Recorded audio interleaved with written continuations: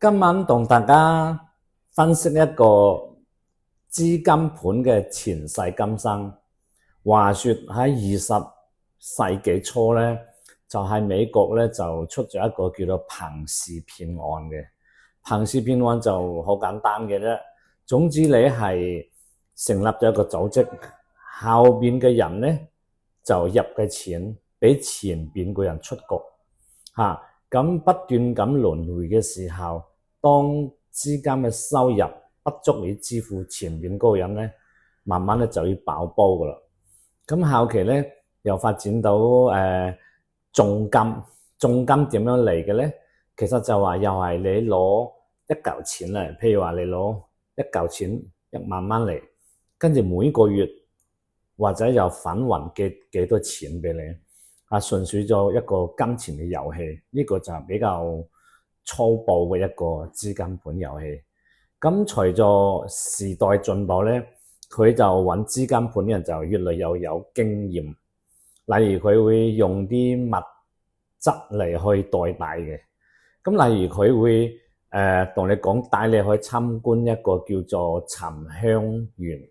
或者榴蓮嘅。就係認購，譬如呢一棵榴蓮樹或者呢一棵嘅沉香樹，譬如10000蚊賣俾你，跟住每個月咧就有大概係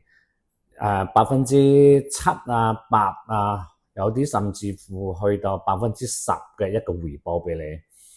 咁好多人就覺得哇呢個生意好咯，跟住就買好多棵樹，你買一棵就付出10000蚊，如果你買10棵樹咧就10萬。如果你想賺多啲，咁咧就會買到100棵樹就100萬嘅。呢個係資金盤嘅一個演變。好，跟住到咗後期又簡單啲，就發行虛擬貨幣。虛擬貨幣都一樣嘅，例如你今日佢發行一個貨幣，一個虛擬貨幣價值1毫子美金嘅，跟住就賣個股仔就話好快1年之後咧可以倍增到100倍、1000倍，咁好多人就抌錢落去，跟住買，但係不出半年又爆煲太多，跟住仲有話外匯即係咩咧？就係每個國家之間嘅錢係普通，跟住咧就回報都幾高啊！每個月就可以去到有7個點啦、8個點啦，咁好多人又投錢入去，大概半年又爆一次，而家啲資金盤後期又揾得咧，佢會更加令到你分唔清東西南北嘅，跟住又可以開間餐廳或者酒樓跟住或者會所，或者就話你投資咗之後咧，每個月又固定返還幾多錢俾你，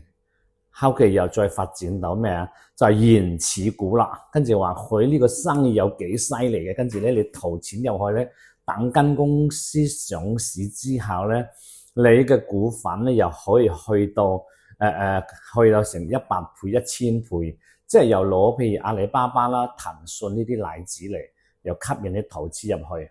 總之係資金盤嘅特質好簡單，就係好高回報。佢話俾你聽，你乜都唔使做，只要你投錢入去，佢每個月固定返還錢俾你就 OK 噶啦。呢個就係資金盤嘅本質。但係佢而家就包裝得好好嘅，就搞啲實體嚟包裝跟住你又再去揾人啦，你揾人發展團隊，就變成我哋而家講嘅叫做老鼠會呢個資金盤層出不窮嘅虛擬貨幣啦，跟住就外匯啦，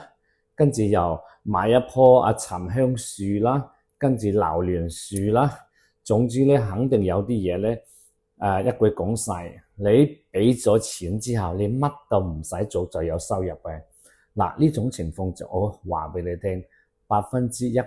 係資金盤，小心啲咁但係有好多人就好得意嘅，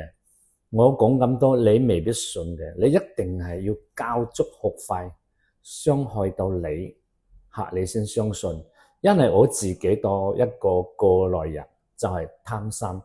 揾資金盤嘅咧就係貪心，想一夜暴富，所以呢個世間邊有免費嘅午餐㗎？所以乖乖地都係返陸地做接地氣嘅嘢，發展下團隊咧，賣下產品就 OK 㗎啦。命中有嘅嘢咧就一定有嘅，唔使話想個天跌落一個餅俾你食所有嘅嘢都一定要付出先可以得到嘅